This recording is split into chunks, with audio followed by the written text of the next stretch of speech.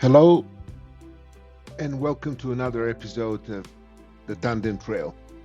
Today, Tanya and I are traveling between Canon City and Cripple Creek. It is really a marvelous road. We are taking Highway 50 and then Colorado 9, Country Road 102, and Country Road 11 I'm going to show you. So we're not taking that short one because our tires are not there yet. We are still with the OEM tires for the Land Cruiser 250.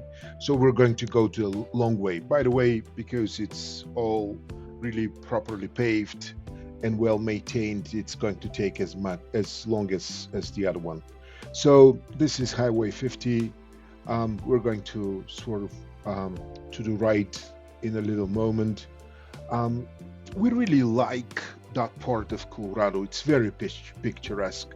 There are not that many cars, and it's really comfortable and very convenient for just relaxing drives and just being able to be with the person that's next to you. In my case, for 33 years, I'm very happy about it. And we have long talks, long discussions, and we're talking about what a phenomenal luck we have to live in such phenomenally beautiful country. And our state is one of the most magnificent one. And Colorado is just fantastic. So we're traveling right here. This is Colorado 9. And we are really unobstructed views towards fantastic scenery. And we are traveling towards Cripple Creek. We love that place because of its charm, because of what it used to be, and how it actually evolved from what it used to be 150 years ago to what it is now. I'm going to take a really nice maneuver here that I'm very proud because, there's so many discussions about whether the Land Cruiser 250 is powerful enough with the hybrid powertrain, with the, inline four turbo together paired with the hybrid. It's not a problem. I'm going to actually cut this part out and I'm going to create a separate short video about it. But there is not a single problem here because this is a 7,000 feet above sea level. So the engines are a little crippled here because of the high altitude. But look at that. The Land Cruiser is doing fantastic. It's not even an issue overtaking a couple of bikes that are driving a little over 50 miles an hour. So we're doing great here. But anyway, I'm going back to telling you where we're going at the moment. We're going to Cripple Creek. We love it.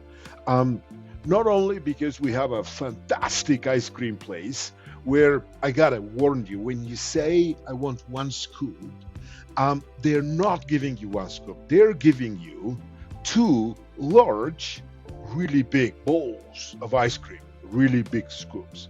So I had the, unfortunate experience to order two scoops with two different ones. It ended up with like pound and a half of ice cream. So I'm not proud of that. It took me some time to devour it, but I did a great job with that ice cream. But anyway, we'll talk about that ice cream even more when we get to that store. I think we made some videos inside. It's really lovely. Anyway, Cripple Creek was really quaint place until 1890. That's 135 years ago.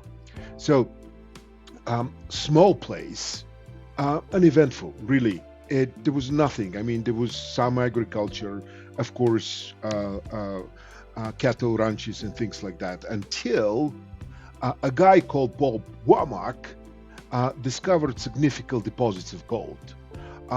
No one believed him in the beginning, but then they made some tests of the ore that he brought in, and that's when the Pikes Peak Gold Rush started. Just so you know, initially the deposits and the mining, there were over 500 mines with really significant amount of engineers, mining investments. All the area grew phenomenally big. But just so you know, it's an interesting fact that between 1890, when that was discovered, and around 1940, 1945, they mined about 23 million ounces of gold. And that at that point was cumulative more than California, Yukon, and Alaska together.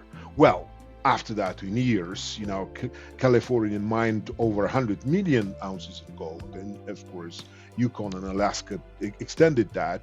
But still, Colorado Gold Rush at that point was quite significant. Deposits of gold after that kind of decreased. It's now still, the mining company of Cripple Creek and Victor, they're still mining gold, and it's quite a lot.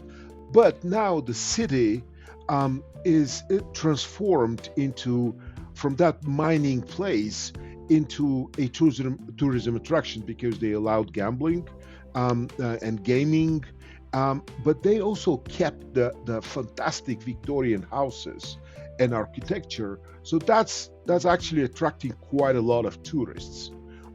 It's really lovely place. Their bus trips to Cripple Creek from all the big city centers.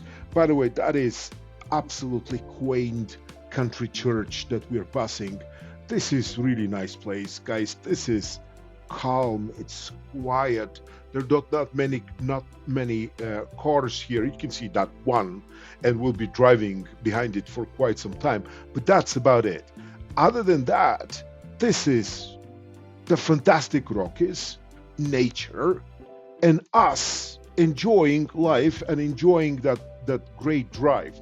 By the way, I can't tell you how Tanya and I are happy with the car. And so we're driving to that upper side now, the Country Road 102. And we're going to join the Country Road 11 to get to Cripple Creek. So we are absolutely mesmerized by everything around. Canon City, the elevation of Canon City is around 5,300 feet. And Cripple Creek is about 9,500 feet. So quite a lot of elevation that we're running up. So close to 4,000 feet in vertical line. That's the elevation we're covering. But it's so beautiful. Plus, we live in Colorado Springs, which the average is around 7,000 feet. So that's not even a discussion for us. And Freddie's used to, driving in exactly that elevation. And the turbo is fantastic. And that 48 horsepower engine, electric motor that is sandwiched between the transmission and inline 4 turbo is actually doing a great job. So because we had a couple of cars that didn't have a turbo, and Roger is 2002 LX 470, which is the Land Cruiser 100 basically beneath that. Although it's V8, sometimes it has some issues when we go above 10,000 feet. But Freddie with the turbo, zero issues. Absolutely zero issues. We're planning a trip to Pikes Peak, so you're going to see that. So let me get back to Cripple Creek. So the discovery of gold and the mining that increased and helped the infrastructure development of the entire region. Plus, it boosted the agriculture around it. We talked about Cripple Creek, but all on the other side, we have Florissant, you got Woodland Park. So ranches, agriculture, cattle ranches, agriculture, at the same time, horses, and all the technology that had to be brought in order to sustain that type of mining operations. So after the World War II and in the 60s, the mining operations really started to quiet down. So I think it was the 90s that revitalized the city completely. So yes, there is still mining, as we said, the Cripple Creek and Victor Gold Mining Company. It's still there, but they preserved the architecture. They got the gaming allowed there. So there are a couple of casinos that are really interestingly, they coupled, so that they compile. They consist of each casino consists of like 6, 7, or 10 of those Victorian houses, and inside it's one big building, but outside they kept the facade and all the elements that their architecture was there, built 100 or 150 years ago. So really pretty. Besides that, there is quite a lot of art stores. There's quite a lot of gift shops, of course, pubs, and cafes and restaurants. They also have really nice festivals. So they have a donkey ride that you run with the donkeys, you compete, and you have an ice sculpture competition, which is really by the way, I could not believe my eyes when I first went to a competition like that. They keep the statues for a couple of weeks because it's during the winter. It's really beautiful, but it I could not believe my eyes what people would do with ice. So right here we're entering the city. That is outskirts, and we're going to go to the center, the street, to the central street, to the Corso, where all the casinos are and everything else. That at the background is part of the mining operations. It's still going. Really nice, really. Around the city, it's natural alpine forests. There are phenomenal meadows with wildflowers. It is really beautiful. There are hikes around it. Plus, in the little towns around it, there are other attractions. Everything is, there are museums, there are art galleries. Everything is really focused and condensed in one tiny little spot. Of course, the gaming industry is helping quite a lot, but it's really beautiful. We love going there. We love the gift shops. We love all the tourist attractions like kids. At least I am one big kid around that. So right here, this is the central street where that white car passes, and I'm going to find a nice parking spot. It actually took me quite some time to get it, but we found the spot. And look at the architecture that's still there, although all those are casinos, and it's really beautiful. I invite you to go to Cripple Creek and enjoy a day of, activities, hikes, of course, the casinos, but also shops, restaurants, cafes, gift shops. It's really nice. Colorado is one of the most beautiful states, and I am doing, I think, a good parking job here. So thanks a lot. If you like this video and like the stories around it, like it, comment, share, subscribe.